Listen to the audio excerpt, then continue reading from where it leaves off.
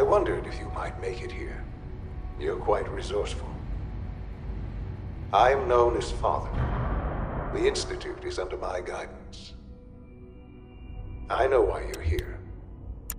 I'd like to discuss things with you face to face. Please, step into the elevator.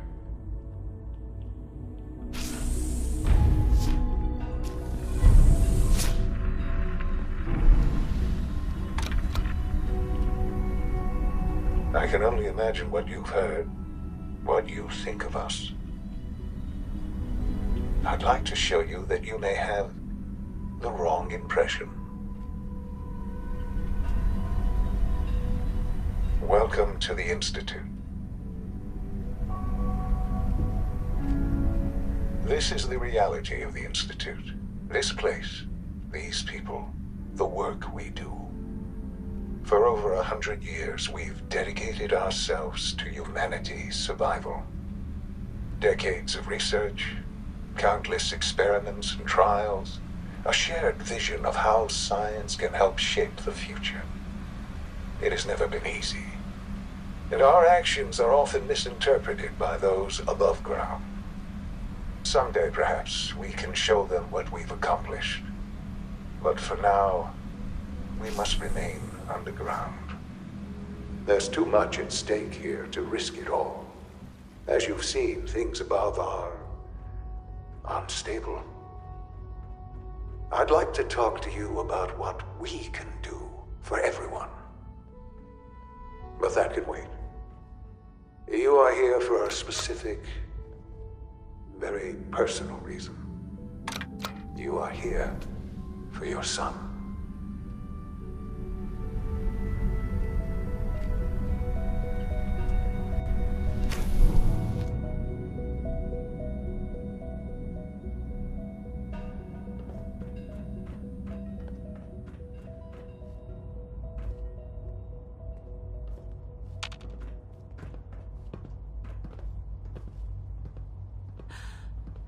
Sean?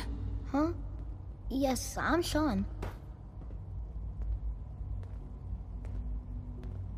Sean. I've been looking for you for so long. Who are you? Sean, it's me. I'm your mom. Father, what's going on? What's happening? Sean, Daddy's gone, but I'm here. Mommy's here now. What's going on? Father? Father! Sean, honey? What do you want me to do? I don't know you. Go away. Father! Father, help me! There's someone here, help me! Please, Sean. I'm your mother. To talk to me. Just open the door. Father? Father, help me! She's trying to take me! Father? Father, help me! Sean. S923, recall code Cirrus. Fascinating, but disappointing. The child's responses were not at all what I anticipated. He's a prototype, you understand. We're only just now beginning to explore the effects of extreme emotional stimuli. Please try and keep an open mind. I recognize that you are emotional, and that your journey here has been fraught with challenges. Let's start anew. I am Father. Welcome to the Institute.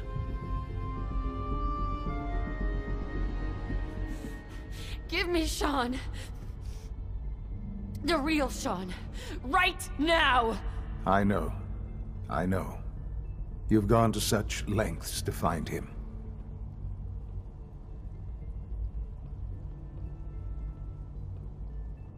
I want answers, asshole. Now!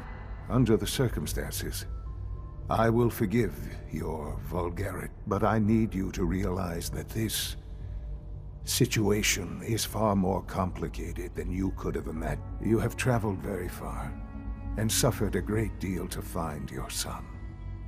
Well, your tenacity and dedication have been rewarded. It's good to finally meet you. After all this time, it's me. I am Shaun. I am your son. Bullshit! Is it? After all the things you've seen and experienced in the Commonwealth? Think about it. In the vault, you had no concept of the passage of time. You were released from your pod and went searching for the son you'd lost. But then you learned that your son was no longer an infant, but a 10-year-old boy.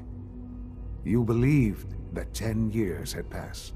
Is it really so hard to accept that it was not 10, but 60 years?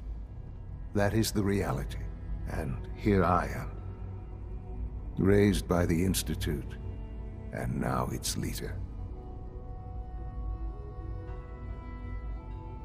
They stole you.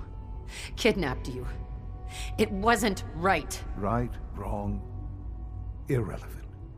It was necessary. The Institute believed humanity's future depended on it. At that time, the year 2227, the Institute had made great strides in synth production. But it was never enough. Scientific curiosity and the goal of perfection drove them ever onward. What they wanted was the perfect machine. So they followed the best example thus far. The human being. Walking, talking, fully articulate, capable of anything.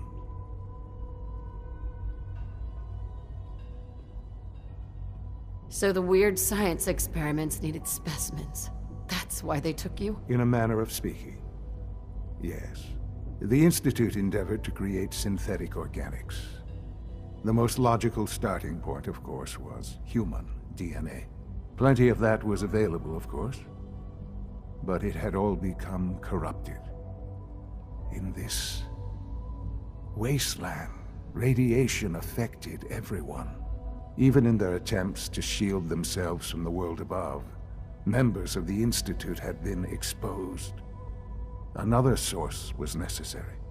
But then the Institute found me after discovering records from Vault 111. An infant, frozen in time, protected from the radiation-induced mutations that had crept into every other human cell in the Commonwealth. I was exactly what they needed. And so it was my DNA that became the basis of the synthetic organics used to create every human-like synth you see today. I am their father. Through science, we are family. The synths, me, and you.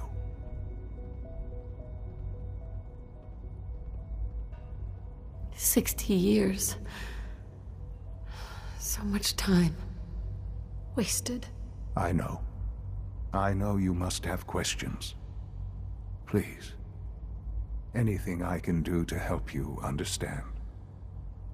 So, you're in charge of the Institute? I am the acting director, yes. I spent decades working to reach this point.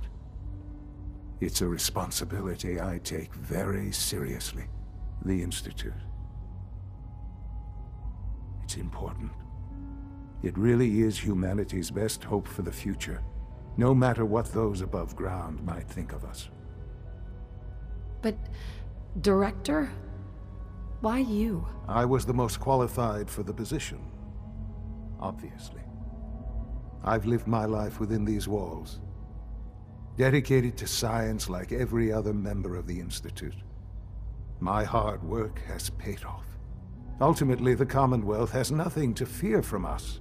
Whatever you've seen or heard, I know I can convince you of that. Just give me time. What else can I say to ease your mind? Your father. He never got to see you grow up. Yes. What happened to him was... I've gone over the records of the incident, of course. It seems what happened to him was an unfortunate bit of collateral damage.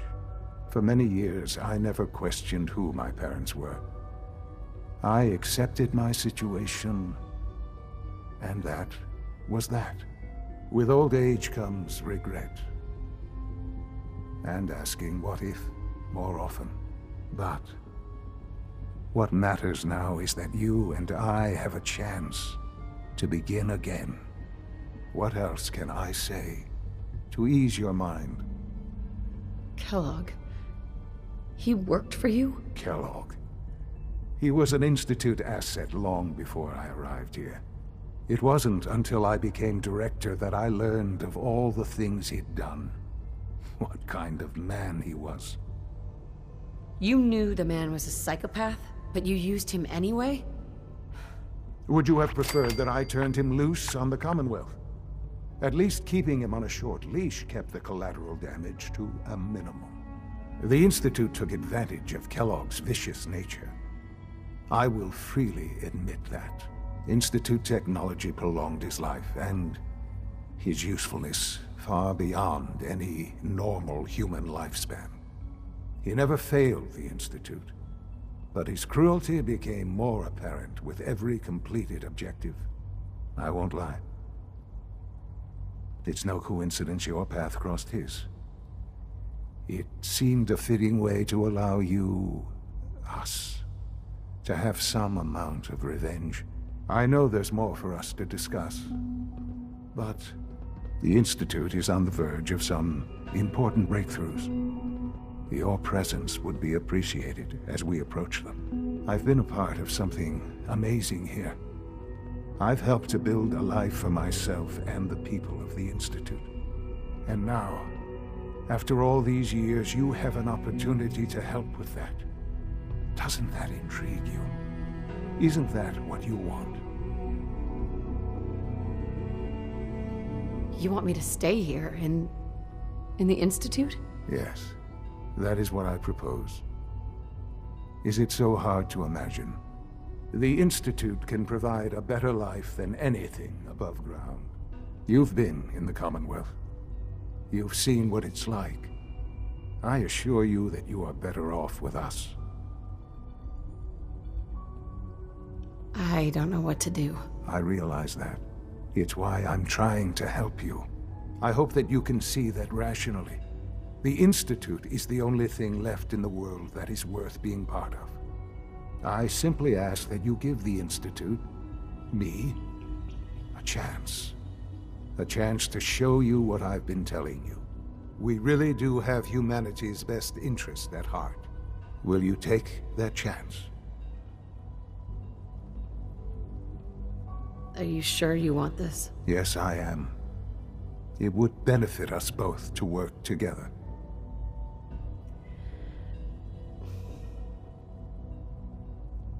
All right. Thank you.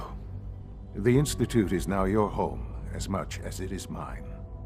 Please take some time, get to know it. Meet the people you'll be working with. You'll want to introduce yourself to the division heads. Dr. Fillmore in Facilities, Dr. Ayo in SRB, Dr. Holdren in Bioscience, and finally Dr. Lee in Advanced Systems. They've all been notified of your arrival, of course. Meet them, and then we'll discuss what comes next.